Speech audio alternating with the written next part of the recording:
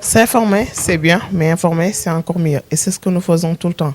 Amis chers téléspectateurs de la PIN TV, on calmina mon juurama on beltanama no hantini ko dañi tigi weltare kadi huccide mon e émission men MIIN et MON fa ndiaye arti dum non ko wiide tan no ngomi wiide ni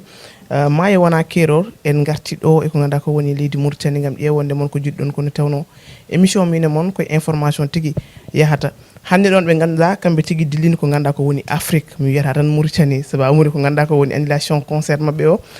ko jammen tekki be nginitto dum non tattalme be calmina bandirabe mi bawo arde hade be jeer ko ganda ko woni dum non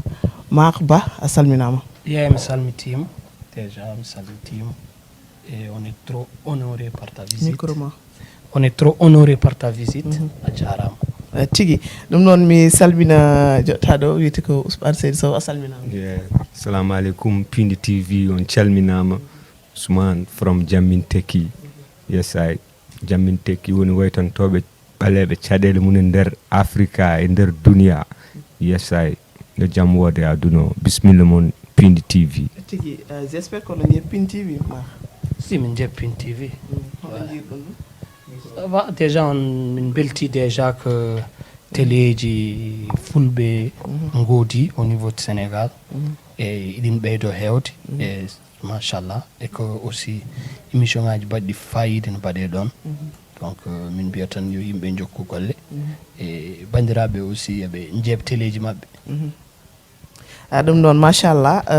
annani tigi ko be kaliko ene min goy wadde ni en jahan ƴeewo yen alifal gartede ba mi wawa wadde présenté hol wonbe Jammin Tekky de tawno so wuttino fonde julaaji taw dum tawaka question ngaji kadi fayem so wili jomiraade ko joni wonta alifal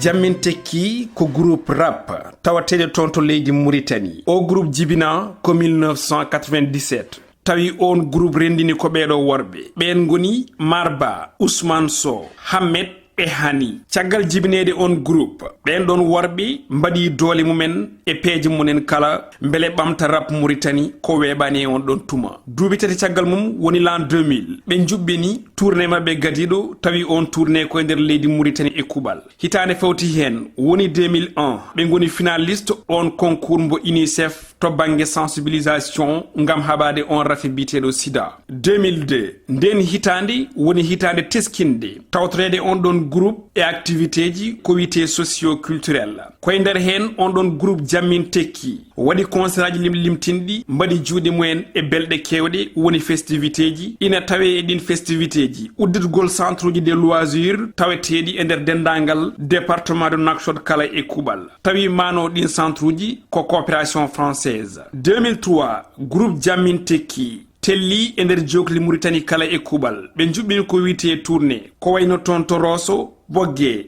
kay haydi be ngayniri on don tournée nationale ko tonto Nouakchott e on tuma ina hawri e journée mondiale de la lutte contre le tabac woni nyalawma aduniyan kejo habade kala ko yiwite tabac 2004 nden hitande bandirabi ko hitande fayudinde wonande on groupe Jammin Tekky ko nden be kebi wadede couronné manam hebde titre wonde be groupe burdo mantinare to bangi hip hop leydi Mauritanie on don concours yubbinanom ko tonto centre culturel française tawi ine tawe e din don jury bitedo Gonman Khuman mbo hay goto ta don présenter do e der leydi Sénégal on woni jom journal rappé 2005 nden hitande groupe Jammin Tekky wadi dole mudum e bamtari windere nde do be mbadi juude mabbi e gede taridi cadele burde memdi windere nde on tuma ko wayno basal rafiji hare e do ya Afrique Moyen-Orient ha e lamuji dictateur do ya Afrique wondu de terrorisme ko don be ndewi be jaltiningol jimol bietengol aduna o welani 2006 on groupe Jammin Tekky natani kebungal yaltinde album mumen gadido padado e dendangal jokli windere nde ha tengti e nder leydi Mauritanie ko hitande fawti hen nyade sappo jedri lewru février 2007 ko don be jaltini album padado on ginirado gonga mobe jide haalde e nder leydi Mauritanie mobe jide haalde e nder Afrique ko odo album gonga beedi nanude groupe Jammin Tekky e berde hettiyankobe hip hop tonto Mauritanie et Sénégal ko hitande fawti hen woni 2008 ɓe tawtora festival le blues du fleuve Dande Mayo tawi yuɓɓini ɗum ko Elage Baba Mal tonto Podor ñande 25 26 ha 27 lewru avril 2009 on groupe Diam tekky tawtorama Festa 2H Dakar Sénégal 2010 ina hawre lewru janvier ko ɗon ɓe jaltini album mabɓe ɗimmo koye nden hitande on groupe Diam tekky yuɓɓini concert humanitaire woni balal ɓesguji tonto leydi Mali e ɓore Mauritanie Culture Tour 2010 e lewru juin on groupe diwi yalti Afrique fay tonto leydi France ngam tawtoreyede concours Miss Fulɓe tonto leydi France wondude e fête de la musique tonto Yvelines tawate koye région parisienne beele Diam tekky ko ɗon tan haadi ala 2011 ɓe tawtora participation mabɓe ɗimmo e festival Salamu aleykum ɗon ɓe cuɓa ɓe goni groupe ɓurɗo mantinade e on ɗon festival Diam tekky ina jokki jaɓɓal muɗum yeehi tonto Belgique ngam yuɓɓinode concert tonto Bruxelles groupe Diam tekky gueɗe mabɓe limdotako to banggue keɓal trophée ji e windere nde Mauritanie Afrique ha tonto Europe kono groupe Diam tekky gollodima e yimɓe mantiniɓe ɓe jimdi Omar Pen Baba Malla Gelongal Ba Sipi Monza Soni Maremu Military Dizzy La Peste tonto France Sondia tonto Allemagne ɓe gollodima e ɓe noddirteɓe Soldia Hems Kappo Noura Big Jazz Enfant de la Rue Soyno Ganda Erji Dimbe Minentey Advise Bad Joms ko ɓeɗo heeɓi gollodirde o groupe Diam tekky groupe Diam tekky ko ɓen jogori jabtade namde Fandiaye e nder yewtere mon MIIN e MON tigi Diam tekky ene jeeya eɓe ganduɗa kamɓe gadi wadde rap e leydi Mauritanie ɓe jeeya eɓe ganduɗa machallah ene mbawi wiide des fondateurs la en pulaar nde tawnoɓe mbaɗi hen ko ganduɗa ko golle payodinde Diam tekky ene jeeya ko ganduɗa ko woni on uji maɓe jaltini debbo wadde rendre hommage ko ganduɗa ko woni debbo kono noon Babylone ene jeeya ko ganduɗa ko woni son Diam tekky man andi aɓe mbiya ɗum ko o kam ko Mauritanie walla ko Sénégal naji ɗum noon ha joni ko ganduɗa ko woni son uji ɓe ganduɗa woni Diam tekky ne heewi sene haali hande min gummatako ɗo ko ganduɗa ko woni kamin holɗum mbinɗon ɗum tigi kamɓe tigi kaal ɗum ɓe mbi kaɓe segbe ha joni ko ganduɗa ko woni son uji Diam tekky ene jeeya he goppon ɗum ko ganduɗa ko woni systéme o ɓe mbi ko on kamɓe ɓe kaal systéme o ko ɗum ɓe kaali ha joni ko ganduɗa ko woni son uji Diam tekky ene jeeya hen Viva ma révolution tigi ɗum noon machallah ko ɓen tigi woni Diam tekky hande ɓe jaltini 2 albums ɓe jarti ko ganduɗa ko woni 3 albums woni album galtuɗo restement wiyeteɗo 30 ans mo ganduɗa kañum addi polémique o foof mar 10 ans on jiyaka holto gonno ɗon gonno ko dunde adama non holto kettuɗon min gonno ko Belgique am dan 10 ans min exilé min jeeyi Belgique holko saabi noon janɗo saabino ɗum probléme aji rek ɗumin keɓanno e système Mauritanie parce que en 2010 min jeeyi France nde mi jeeyi France nde on a fait des émissions telles que Africa numéro 1 nde min garti ɗo nde ils n'ont pas trop aimé komin mbaɗi ɗon ko et depuis lors min puɗɗi heɓde caɗele e nder Mauritanie après le staff s'est réuni pour dire il faut que Diam tekky yalta seeɗa pour se mettre à l'abri donc ɗum yaltinno amen si je comprends bien wona kon yaltinaɓe kono ko onon ƴeewi wonde on natti wonde à l'aise e leydi ndi jaltuɗon way ko min natti wonde à l'aise e leydi ndi en même temps autorité ji leydi ndi min goni woni Belgique ɓe jii ko n'était pas en sécurité ici ɓe mbiya min yomin gar to mabɓe si je comprends bien ko Belgique na wi on gar way kamɓe gari ils ont rencontré le staff ɓe proposé staff o wima ɓe miijo hen ɓe kooti nde est ce que wonano contrat mo bon ɗon signé walla ɗiɗo non on n'avait pas de contrat parce que déjà hande min jahannode on avait une tournée en Allemagne min joguino date uji en Allemagne donc c'est après min ɓenni min jeehi Belgique parce que déjà aɗa andi rek sa jogui staff moƴƴo aɗa waɗa musique gueɗe ma fof tawta kene parine fewna ha feewi donc c'est ça tigui ɗum ɗon mi totto Ousmane Ousmane hande duuɓi sappo jaltunon ko ganduɗa ko woni leydi moon jeeyaɗon holno gurdunɗon ɗum on jiyata frère uji moon sœur uji moon famille o holno ɗum wano e moon way ne muusi comme no neɗɗo foof taw par ce que artiste o kadi kañum kadi ko neɗɗo ne jogui famille ne jogui foof mais ne muusi duuɓi sappo gona caggal leydi ay haqqillaji amen fof gangoni mais ko ɓeydi tardinde amin ɗo ne ɓoyde ɗon ko musique musique en jeeya hen par ce que min jiiɗa artude ɗo comme ɗanniyanke tan arti pour galle mum no min ɓeydi ɓoynude ɗum ɗon fof min gara min gardori hunde min gardori album par ce que ɗum min jaaruno sa yarini artiste arti aɗa woni artiste ko ɗum min jaaruno ɗum tagui min ɓeydi ɓoyde ɗon en même temps min mbi fof min liggo album min gadda ɗum min mbaɗa équipage min gaddora bagage dal taw wona addorde bagage goɗɗum ko fati hakkude ma e famille ma ko partage ta ɗum ɗon ko hakkude ma an e famille ma mais pour woɓɓe wonɓe bowolɓe wuroɓe caɗele e no jiɗɗa yimɓeɓe yo gandu yo pin yo paam pour mbawa famde andude to paaɗa ɗo ko lawol gonga tigui e 10 ans de jaaɗon ɗin gartuɗon e nder leydi moon holko jiiɗon bete changement waɗi ko ganduɗa ko woni rap non changement waɗani no wano tan wayi quoi no wano ha joni noon wayi par ce que sa yalti ɗo bowal ɗo waɗi ko de Mauritanie quoi waɗi ko Nouakchott jeeri e Nouakchott waalo Nouakchott waalo ne deeƴi ne feewi no waalo Nouakchott jeeri laamu ne fiya ne heftana falo waɗi ko de Mauritanie quoi sa yalti bowar tan ma yi ɗum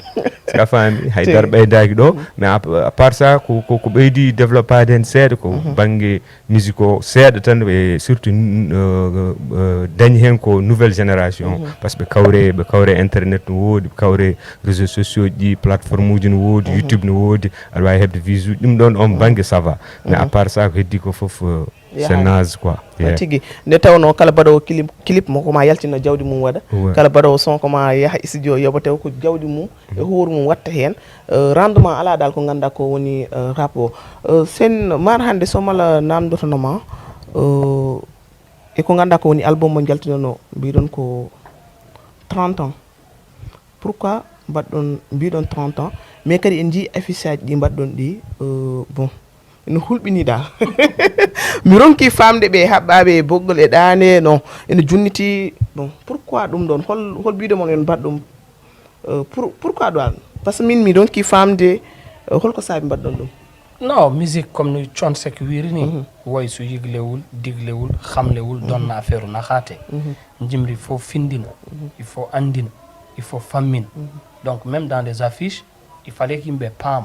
yimɓe liggaɓe il y a des gens waraɓe ligga ça parle de ça c'est vrai c'est ene marque neɗɗo mais ganduɗo histoire Mauritanie aussi ne andi en 1990 système Mauritanie gonnoɗo sur place o pandi 28 militaires pour fête de indépendance et ça c'est quelque chose qui nous a marqué en tant que yimɓe jibinaɓe leydi ndi donc fallait ko yimɓe kollira ɗum ɗon et en même temps aussi min jaɓɓi hen pour que génération garɗo kesso ɓe mbawa andude ɓe jogui histoire tigui mais emi wawa famde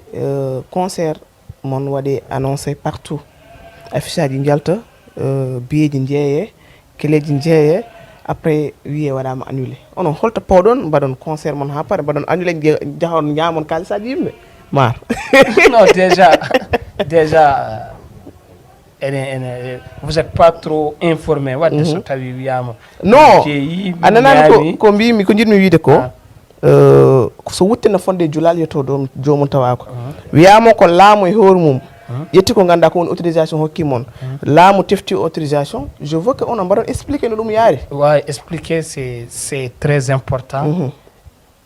laamu hefti autorisation haɗi min wadde concert ça veut dire que min mbaɗani concert donc min ñamani kalis yimɓe e banggue concert laamu haɗi min yeeyde cléji amen donc ala momin ƴetti kalis mum pour wiide ma min mbaɗan ɗum concert ala momin ƴetti kalis mum avant kene heɓa clé USB mum firti ko jeeyano biyeji non min jeeyano haydara par ce que même les préventes le staff de Diam tekky ils ont eu des appels de partout dans le monde pour hebde prévente uji mais kamɓe ɓe gañi ko par ce que hunde foof ne waɗi public baɗanaɗo ɗum ɓe gañi ko woɗɓe coota ɗum te waɗanaɓe ɗum ɓe kadi mbasa hebde hen accès donc ɓe mbawno yeyde l' album neɗɗo goɗɗo ara ne yiɗi sohlude album min mbi ko yimɓe foof pondete par ce que saɗa critique état par ce que fondani yimɓe ɓe anne hay nder golle ma aɗa foti fondude yimɓe ɓe min mbi ala prévente onon foof gaare mo arsugo mum mo Allah hokki arsugo hebde album heɓa album mo Allah hokkani arsugo hay so ari o anda kanko tardi taw heɓani mais cooda leloɗa galle maɗa andi heure mo garɗa fof ka keɓo o ara midi taw gasi on n'a pas voulu faire ça Mara ko kalɗa ko waɗani kam convaincre Ousmane est ce que wonano wonde oɗon ganduno ko ganduɗa ko woni concert o wawata yaade saabu oɗon ganduno ko gaccunon ɗo oɗon gandi kadi ko tawton ɗo ko saabino mbaɗano prévente uji ɗi non min jotorno ɗum mais wona 100% par ce que nde min gonno caggal leydi min nanno joni systéme kesso wonɗo par ce que systéme omin gaccuno ɗo est ce que a faami pour amin o ma samor est ce que a faami ɗum tagui min jotorno ɗum mais wona 100% min mbaɗi affichage amin min mbaɗi foof jaaɗo ha heeɓi autorisation o hankkidini natti jogade doute mais onon autorisation holmo totta tot autorisation staff o nan jogui sen paari émission sa yiɗi min kolluma mais est ce que e nder autorisation tottirnoɓe mbino ko jammin tekki huurum watta concert si mona ɓe jii affichage ɗi eɓe gandi jammin tekki date baɗaɗo e lieu batteɗo le 5 nan réserva et tout eɓe gandi ko jammin tekki waɗata concert mais après kono holko hulɓiniɓe mbaɗi hulɓiniɓe par ce que mbaɗi enquête e naafiqeji jeehi ɗon kalniɓe wiɓe est ce que ɓe gadda son ko yiɓɓe duppude wuuro ko yiɓɓe bonnude wuuro ɓe rekkili caggal e on kadi protégate hoore mum pour wasde pertude place muɗum hol wonɓe naafigue ɓe ko parti au pouvoir walla parti opposition walla koraji goɗɗi wallahi somi anndi nomi somi yandinaɓe ɓe cuuɗot ɓe mbawi joddade ma ɗo taw ɗo ɓe gonno ni tawa nani nder meɗen ɓe ganda quoi ko ɗum ɗon onon hol jour mo tinɗon wonde ko ganduɗa ko woni autorisation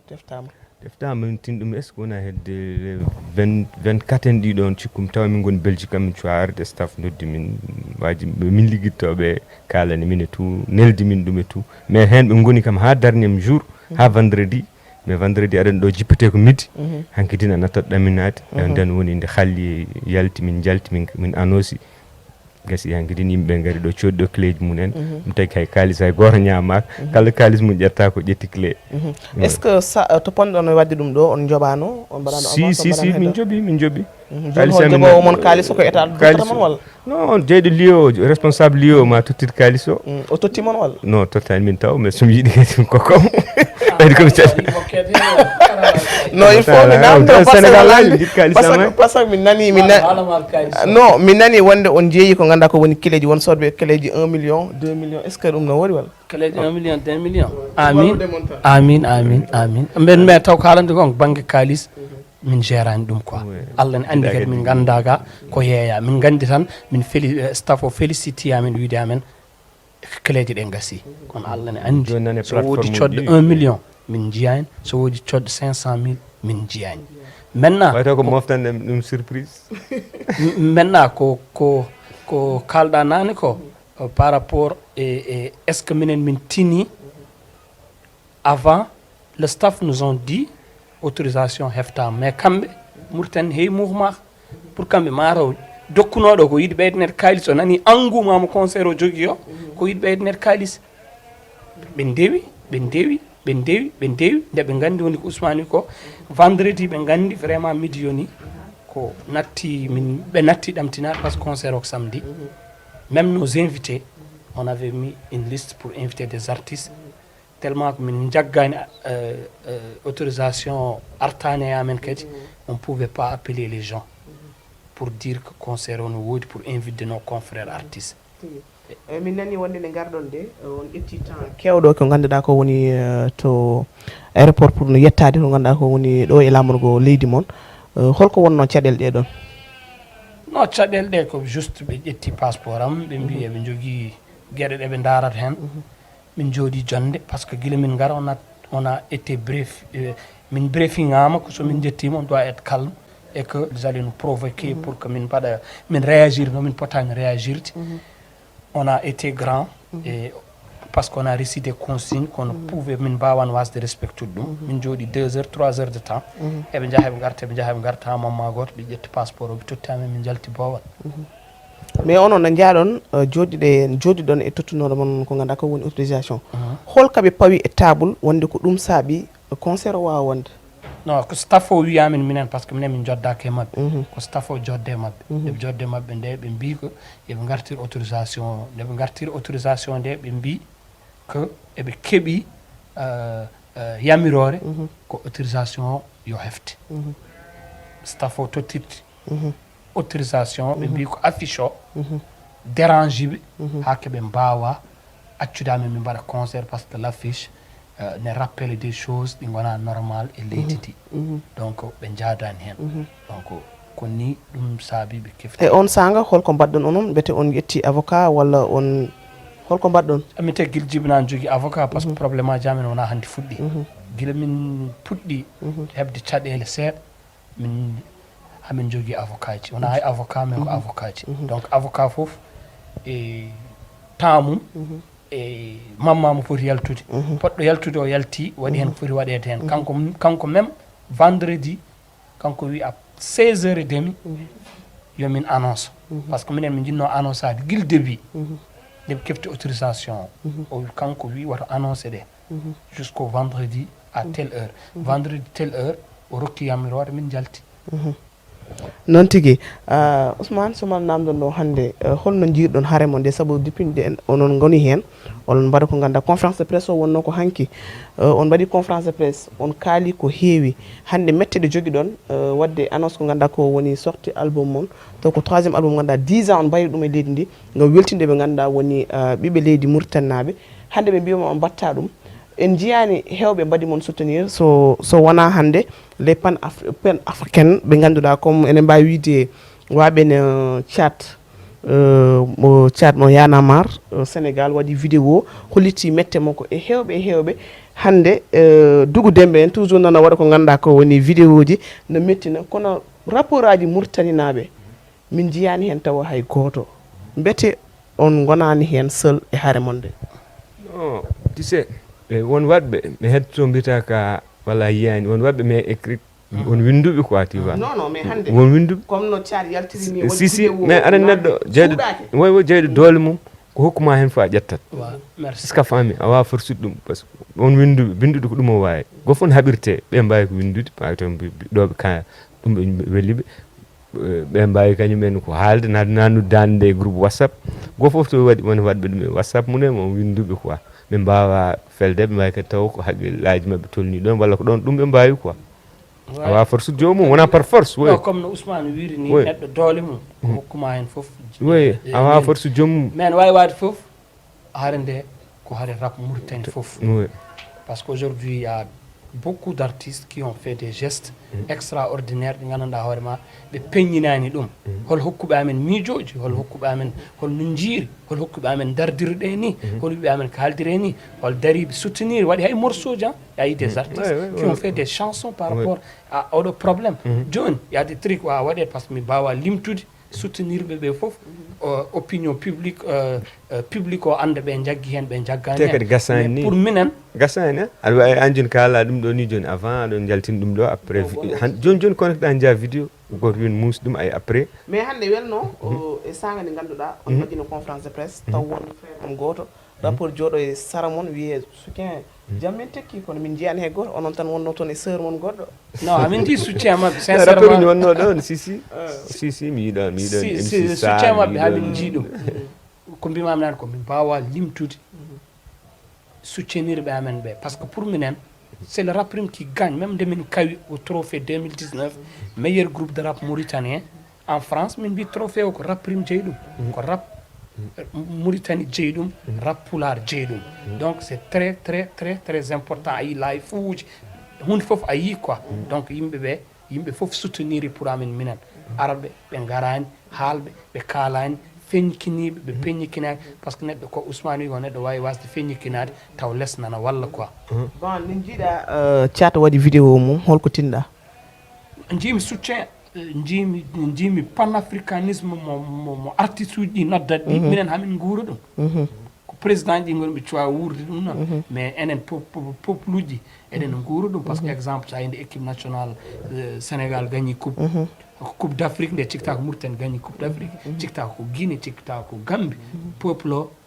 nana wuura unité o unité africaine oɗon yimɓe nan guura ɗum quoi sa ƴetti lawol haare combat a ƴetti décision aɗa haaɓe oɗo fada e goto haydara par ce que komi fadannoɓe soutien rappeur uji walla collègue aji hamɓe min dendi liggey haydara min mbatta min mbiya paden haɓe gummo yimɓe gummo paade haɓe cuuma drapeau ɓe cuumani drapeau min cuumata drapeau ɓe mbaɗani affiche ɓe ligga min mbatta affiche mi ligga saɗa jogui lawol mo joguiɗa aɗa yaaha hen continue ko hawta fade hay goto tawtuɗoma noon bisimilla mo tawtanima continue ko mbama par ce que aɗana waɗa ɗum hay guila ɓe tawtanima kono continue quoi mi ko ɗum tigi mar gartanmi ke question goɗɗo tan hande duuɓe kitali on ɓooyi haɓari ko ganduɗa ko woni caɗele Mauritanie injustice gonɗo ɗo ko yiya ko ne heewi hande pour jiiya tali moƴƴo e nder Mauritanie min mi yii ɗum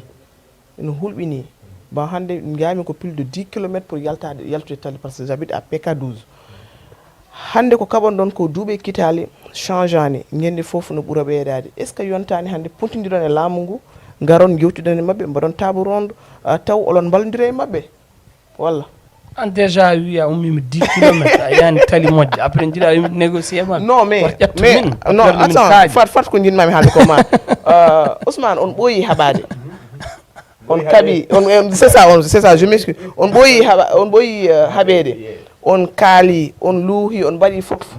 kono on jii ɗum fof wonani solution est ce que on pontodirtano e laamu ngu mbimami noon an déjà Sénégal gummiɗa a wi a yalte goudron 10 km a yani goudron moƴƴo mbiɗa a yani ɗo lawol moƴƴol donc comment min mi woni e wuuro mi yani hen ko moƴƴi mbeɗa négocier état négocie tama e négocier ma somi yi liggey ma ne waɗi moƴƴere seeɗa holko manki wima aɗa jewtanmi haalanma ko manki ko mais an haydara fuɗɗaki mais andi Ousmane Ousmane Mar ala onon mbawno funtidirde mais probléme ane fof paama laamu non joni ko wiyete ko borom bat nen du hekka borom cak waaw mais mais laamu funtodirtaki laamu sa yi funtodiren fonti ko fenande anjon ka solution kalɗa ɗo o waddani ga jaafoɗa puntodiren pourquoi ɗen puntodir wiyete ko kalden gonga jodde den mais pourquoi puntodiren horfilam puntodirta mum mais min jaaɓi yewtidde mum yimɓe ne kalda probléme ɗum ne réglé ɗum ne réglé ɗum e ɗum ɗum woni normal mais puntodir somi funtodire laam funtodire population par ce que mi wiyataɓe mi haaldema eɓe mbaɗni komin puntodiri funtede kam a yiɗi funtede non so andi ko pulaar wi ko funti laami ɓuri feli laami ko gonga walla non e des fois eɗen jogui des fois eɗen jogui proverbe uji enen des fois eɗen jogui proverbe uji ko pour ha weela mais wona logique wayno gon so halpureɓe mbiya ko woni yeeso daɗani guitte taw jomum virani eyyi noon ɗon min garte ko ganduɗa ko woni jammin tekki ha yiyeteno ko mar Ousmane Sow yiye ko ganduɗa ko woni hani en jiyani hani hay nokku holto hani woni ma hani nane jammo mon Belgique eyyi ko tawi on gardani te affiche aji ɗi ko onon ɗiɗo jiiya hen hay hani e par ce que ala album o natti wadde musique en tant que ma andude hane komi waɗa musique o natti wadde musique a natti yidde non ko onon gonduno ɗum woni ko mbimami ko woppi musique est ce que wona o yaɗani e haare mo battano tan mo gasata o ko ɗum tawi a yittiti min mbaddi de album e même haare mais neɗɗo no wawi yaade ha yesso rutto non ruttorako non so ruttuno ma yimo jaggi combat goɗɗo ma yi ɗum a faami woni kanko acci nde ɗo haare mon jogui haare makko joni ko haare makko banggue mais non ko acci musique kanko jooɗi haali yeeso amin minen ɗiɗo o wi o acci mi respectat o acci on atti yidde diga ɗo ere seeɗɗo gorko ma accuma la hawla an Ousmane andi ko ɗum woni an mala yiiɗo gorko joni ala wiyato mais attends onon gonda parfois groupe aji ne yiye taw probléme waɗan hen onon mbaɗa camouflé mais mi nani on ko dañɓe probléme ma minen on est une famille dañta pro hayso dañi probléme réglé le staff quand il a dit nde yo woppi musique staff o ari Belgique ummima Afrique ari Belgique haaldema wi kanko natti wadde musique par ce que musique ne harmi neɗɗo noon so yi ha naari e diine e yidde mum wawi tan ko respecté mais ata konko duuɓi ɗo woni ɗi o joni andi musique harmi mara ko joni a yani des fois neɗɗo fina tan tuuba par ce que mawgu so naati hakkille ne arta maintenant il s'est rendu compte ma to musique ne harmi conscience makko hokkima ɗum et nous on respecte yimɓe respectat ɗum minne mbiɗa wawi finde janggo mi wiye mi woppi musique mbiɗa waɗa suudir Ousmane va respecté minen woni choix men e woni rêve amen ko jammi tekki yo existe wona min goto wono Ousmane goto min Ousmane janggo mbawi pour musique hane wi arti hen o totte lengge o naw Diam tekki tigi ɗum noon namdotoɓe to hani woni on paami Ousmane hannde en ji album o yalti kono on tongama banggue ko heewi haɗama waɗede ɗo hannde mi sikkani no promotion o fonno yarnima yaar noon holko jiɗɗon wadde o saaha mbete on jaltan leydi ndi mbaɗon promotion album o walla holno mbatton joni staff o ma jooɗo e weekend o inchallah après ɓe confirme komin poti wadde par ce que ɓen jewta soit min cuwata ɓe cuwa haljide soɓe kaljiti rek ɓe mbiya min tacce maayo walla keddoɗe ɗo walla mbaɗeni kamɓe desitata quoi ɗum min joni wawa haalden e dara so laamu noddino mon hannde wiye gaare en jewten hono mbatton laamu so noddi min minen komin tongaɓe ko musique min mbaɗata ɗon laamuɗo minen ɗum ɗo amen ko kufunamen hay tan koye wadde musique ko heddi hen ko hol wonɓe caggal woni ko Ousmane wima ko laamu noddaramen yomin jewr te minen kadi laamu hayso noddami min jewta min joddoro koye mum aduna fof daara ɓe kaala min kaala mais muk lesso minen mbatta ɗum par ce que ne mbaɗanno ɗum tan no mbaɗi ɗum gila hanki taw hande sowa mi nani won bannoɗoma plainte e journaliste uji leydi Mauritanie holno plainte oɗon yaari non o waɗani kam plainte o wino ko somi arima o waɗan plainte o waɗani kam plainte holko saabi ɗum ɗo saabi ɗum ko min fottuɓe nokku tan e jewte woodi ko haali Mauritanie ko fewntakimi kalmi minne kadi no jiirumi holko mbiɗam ko mbimomi ko biɗo Mauritanie yimɓe ɓe mbaranako mbimomi holno wawi jogorde miijade o jogo miijo makko wona hakkude rendo omo haala avant ɗum ko coknode ko nawnode neɗɗo goto mawɗo amen goto ne wiye guelongal ba ko nawnude ɗum police o wi kam sa ari ɗo mam nawma nawi ɗum guelongal ba police mbinnomi yahata police pour gueɗɗe ɗon tan tigi ɗum noon Ousmane hannde en ji oɗon kabanoɓe ganduɗa woni ɓe jinnaɓe mumen defteno mbara caɗele Mauritanie te wonɓe ganduɗa no mbaɗa négocier e état o ɗum holno tinirɗo holno waye moon est ce que yimɓeɓe puɗɗani accidde moon e haare nde no feewi non tise laamu so dilli hen tan watti hen haqqille nde ɗon haare no mbi sikki ko minen dillini ɗum par ce que min gaccini deeƴi laamu haalta haala mum par ce que so woodi hokkaɓe haalis ne mbawi deƴƴude gacca haala ka mais minen tout temps min dillinat ɗum par ce que won wonɓe Sénégal en gurdam musɗam wona tan wonɓe ɗo ɓe min kaɓante wonɓe Mali il faut ɓen foof gaccani so woodi noon jaɓɓe corrompede walla yeyde ƴiƴam munen saabu mbara jinna munen mbarama après ñaama haalis o mais won saliɓe nan keddi Sénégal won saliɓe nan Mali wonɓe Gambie wonɓe partout fof emin jokkodiri munen ɗum tagui haare amin de komin kaali ɗum min mbiɗa sikki komin kaala ɗum ko ɗum tagui laamu ngu ɓe yidde ummanade ɗum pour funtodire e mabɓe mais min mbawi wiide tan hoto ɓe jabbe funtede wabɓe ɗum ɓe ñaawe walla fof kamɓe fof ɓe jogdo haala wotere mais so ɗum tan woni mbajitomiɓe mais kam ne waɗi kam wonɓe mabɓe rimɗuɓe jaɓata hebde nagge 1 million ɗum wurnatama hitande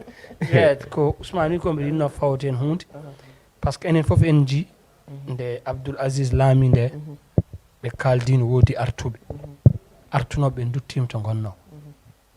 par ce que so tawi a addama ko foti no bogge mbaɗeɗa 12 kilométre e natirde nde to gonɗa ɗo ala dispensaire ala école ala ndiyam en muusi donc ko hefti ɓen ko no foti findinde kala veuve et orphelin pour que sene négocier ko leeri par ce que dawde bongol bonani kono no wemtina artunoɓe en jiiteɓe cakkitiri maintenant les gens mbi waraɓe minen Allah hokki amen chance amin kalde wonɓe Sénégal ɓe min ji gurdama min jeeyi Diam tekki créé même mission liggittoɓe amen jeeyi ha ɗon mbaɗi ɗon lewru ils les ont rencontrés ɓe jii situation mais ɓe guurata ɓe jii nde ɓe gurdata donc ɗum ɗon foof ene tagui Diam tekki ƴettude album o innirde ɗum ko inniri ɗum ko ɗum jinnomi arde 30 ans pourquoi 30 ans album o 30 ans timmi 30 ans koɓe ƴen caɗele ko mbaɗi ko timmi 30 ans timmani ga 30 ans timmi 32 ans mais hetto kofi to kalino min seeɗa Europe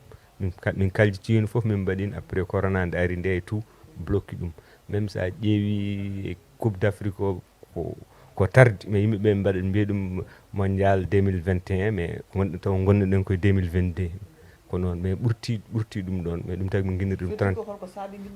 min saabi min guinniri ɗum 30 ans par ce que timmi 30 ans a faami timmi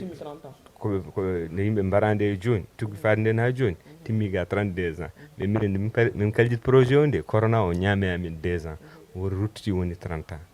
a faami ɗum tagi min dediɓe ɗum pour ɓe jiito hen koye mabɓe par ce que wonɓe Europe ha hande ganda babiraɓe munen est ce que a faami yurmini quoi yimɓe fof namdo bammumen après bamum ko wara won yurmini won yummiraɓe nan ɗo sen kembe andi se laaɓame tout ha joni won yummiraɓe jamireɓe dariɓe ni kaɓe ɗum ɓen ala ko mbawɗa yobdeɓe en tant que baɗo rap sona dejiɓe ɗum ɗo ha joni kadi koye lawol hip hop heddi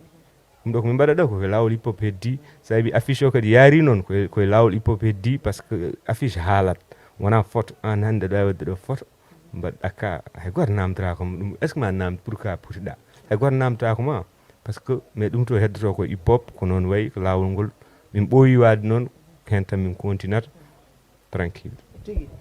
émission men nana gasane tewno waktuji ɗi ko heddi hen ko heewani ma Ousmane onon ɗiɗo fof question koye mon fayi wiyama wonde haara jammen tekki koko jilli goɗɗum parti opposition woni caggal mum won woraɓe financé album o ni koye tottaɓe kaasi kewɗo hay aéroport to ganduɗon ɗo won opposition arnoɓe toon gam jaɓɓade mon holko jawata e ɗum ɗon opposition ari jaɓɓade amen minen NUIT parti politique wawa wonde caggal amen ONG wona wawa wonde caggal amen organisation wawa wonde caggal amen komin warɓe joguiɓe fulle joguiɓe fayide e anduɓe to gummi te hay dara hewani guitte amen par ce que sa yi environnement momin koɗi o rek aɗa andi basal ni tampinani min minen ya fintan aɗa fine jaam par ce que ko yimɓe tampi par ce que pamani pour minen pinɗo foof findi koye arsugu mum ko neɗɗo tampani wiya mi dañani minen saɗa ñaami a yari a luutima aɗa juuli waktuji ma joyyi ñalawma oɗon ɗum woni arsugu ma maintenant garɗo aéroport o minen min jiiranimo comme opposant minen min jiirimo ko quelqu'un comme protecteur des droits de l'homme par ce que tagui amen andudemo e taguimo kanko andude min par ce que holtomin ndendi woni holɗum ko haɓete gueɗe esclavage ko mais parti makko politique woni holyonde mabɓe woni Biram Dawul Abayid parti makko politique min adhérani hen so parti makko politique waɗi meeting so noddami min garta mais organisation makko haɓeteɓe droit de l'homme woni esclavage kala ko kewi so tawi yamen ɗo mamin jaa hen par wona pour kanko mais pour komin jimata ko woni esclave uji yimɓe en 2022 aɗa yiya neɗɗo resa debbo rokka ɗum cadeau neɗɗo sa yama noon a jaɓata men woodi non ɗo e nder leydi nder leydi ndi ndesa neɗɗo guitta neɗɗo mbiya au lieu dokka ɗum valise walla dokka ɗum oto mais dokka ɗum neɗɗo pour par ce que ko ɗum woni cadeau de mariage dokkeɗa maccuɗo mbiyeɗa ya hokki dokkeɗa neɗɗo ala no on so hokkama holko watta maccuɗo makko korɗo makko non ɗum mi yiyani ɗum taw mar yen kalton ɗum mi yiyani ɗum ana yiyani mais minen min jiiɗo min jimi ɗo ko ma wawi ɗum ga déjà 2 millions en ɗum par ce que ala ko wiyete droit de regard e Mauritanie ɗum ɗon c'est des trucs ɗi gandanɗa hoore ma il faut que Mauritanie concernuma pour que mbawa andude ko réalité gonɗi nder hen ɗi donc ɗum c'est des réalités qui existent windama haalama ko way noon ko so kewi so n'importe quelle organisation so porti combat ji mbaɗi noon min adhérate hen par ce que des combat ɗi jiitata e nder jimɗi amen mais nous on est apolitique hay parti politique goto min gondani te hay parti politique goto min gondata par ce que min jiiɗi wonde ko société civile ko hakkude wonata sa wonde parti politique so waɗi ko welani leydi ndi a natti wawde haalde minen hay goto wawa tongude amen tigui ɗum noon waktuji gasi Ousmane hol message mbatta lancé e holko woni dernier moment am wi tan yimɓeɓe jarama yoɓe kadi yoɓe jaaɓe coodi album o nane woni disponible plateforme uji ɗi foof iTunes Amazon nani hen e ɗo alhamdulillah clé ƴi gasi e tout e merci e équipe gonɗo caggal o Awba Khalzo Madou Fall Dev big up 6e guéro yes I min ɓe jogui message goto mo uddiranmi c'est pour dire que Piindi tiri à travers Piindi je lance un message au président Macky Sall yo accu hakkille e réfugié ji murtannaɓe wonɓe Sénégal ɓe par ce que nombre de fois hamin jii omo rencontre le président de la République mauritanien ɓe kalata ko haala pétrole et diamant or que ils doivent régler le problème pacifique humanitaire, surtout des déportés mauritaniens. Et je rappelle au président de la République sénégalaise, il y a des réfugiés mauritaniens dans 2019. Et de est-ce qu'il y a fait du Sénégal qui des messages? Il y a un problème, mais profitez pour voir le message. 2019, les réfugiés mauritaniens n'arrivent pas à changer leur carte d'identité. Les Sénégalais ne font pas à l'état civil, à Wawa Ligad, à Wupude à Wawa. Donc, il y a un bâtiment de Hakil. Congo na batini mi salmini mon mi salmini yeboɓe Piindi TV fof on jarama aussi pour déplacement o parce que weeɓani e ko haalaɗo ko moƴƴi fof ko jomiraɗo subhanahu wa taala walli min kaali ɗum ko boni ko fewani ko fof ko minen ɓe timmani ɓe mbaɗi ɗum tigi. Merci beaucoup Mar, merci beaucoup Ousmane, on jarama no feewi. Merci cameraman men machallah jom télé mbedda technicien di Piindi TV. Merci Hali en jogorindo habde mine mako kono ala problème. Et votre sœur mo ganduɗa ma linno wadema interview parce que omon haaɓe guilnir ha joni salminama no feewi. J'espère que staff o tigi o jeeya jarnude omo ganduɗa woni Abdoul Seydi Sall konko waɗi kam déplacé addi kam ɗo sinon mi wawatano ardine tawno leydi Mauritanie no muusi no feewi il faut kalone laaɓi dal nan ɗon ɗum ɗon merci beaucoup e yeeɓo noɓɓe fof kalɗo mbawɗon wonde onon namdoto noon mi calmini dugu demme eyyi man haaɓe guila hunde fuɗɗi wallahi man haaɓe tigi en calmini dugu non noon yeeɓa men après il faut ara konko min badde émission ne tawnomo sahla no feewi dugu o salminama so en calmini dendagal bandiraɓe yeeɓoɓe wonɓe nder leydi e caggal leydi kala on jarama ko ɗum no wonno émission min e moon merci beaucoup.